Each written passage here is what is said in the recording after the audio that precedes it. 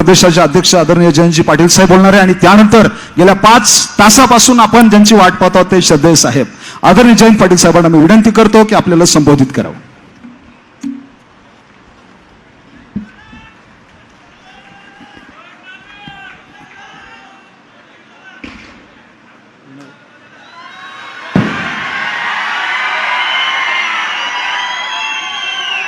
माझ्याऐवजी रोहित दादांना भाषण करायची मी विनंती करतो.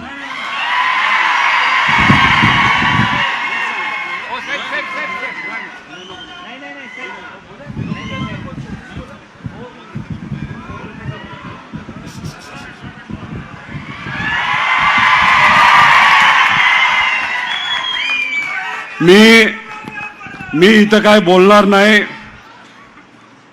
फक्त एकदा सर्वांना पवार साहेबांना आश्वासित करायचे की पवार साहेब ज्या विचारासाठी लढतायत, आपल्या महाराष्ट्र धर्माचा विचार, शिवशाहू फुले आंबेडकरांचा विचार, महाराष्ट्राच्या अस्मितेसाठी खरं तर युवा वर्गांना मला आव्हान करायचं आहे की आपण 20, 22, 18, 29 अशा वयाचे सर्वजण आहोत. आदरणीय पवार साहेब या वयामध्ये सुद्धा तुमच्या आमच्या सर्वांसाठी, या महाराष्ट्राच्या अस्मितेसाठी लढत आहेत. एका बाजूला सत्ता आहे आणि एका बाजूला विचार आहे. आम्ही सर्वजण विचाराबरोबर राहिलेलो आहे.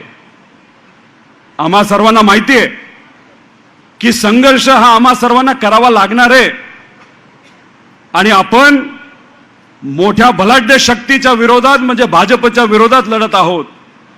उद्या जाऊन कदाचित आमच्यावर कारवाई पण केली जाईल, पण विचारासाठी आम्ही कुठेही कोणालाही घाबरणार नाही असा शब्द या ठिकाणी आम्ही सर्वजण देतो.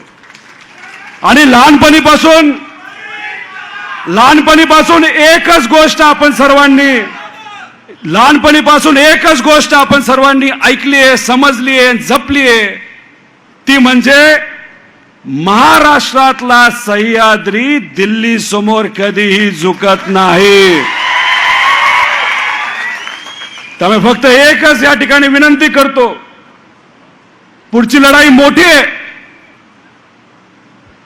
पुढे पैसा आहे, घमंड आहे, पण आपल्याकडे लोकशक्ती आहे. पवार साहेब तुमच्या सर्वांसाठी या महाराष्ट्रामध्ये तालुक्यामध्ये जात आहेत. आपल्याला पवार साहेबांबरोबर राहायचं आणि येत्या काळामध्ये लोकांच्या विचाराचं सरकार या महाराष्ट्रामध्ये आणायचं म्हणजे आणायचंच आहे. एवढंच या ठिकाणी सांगतो आणि थांबतो. जय हिंद, जय महाराष्ट्र, जय राष्ट्रवादी.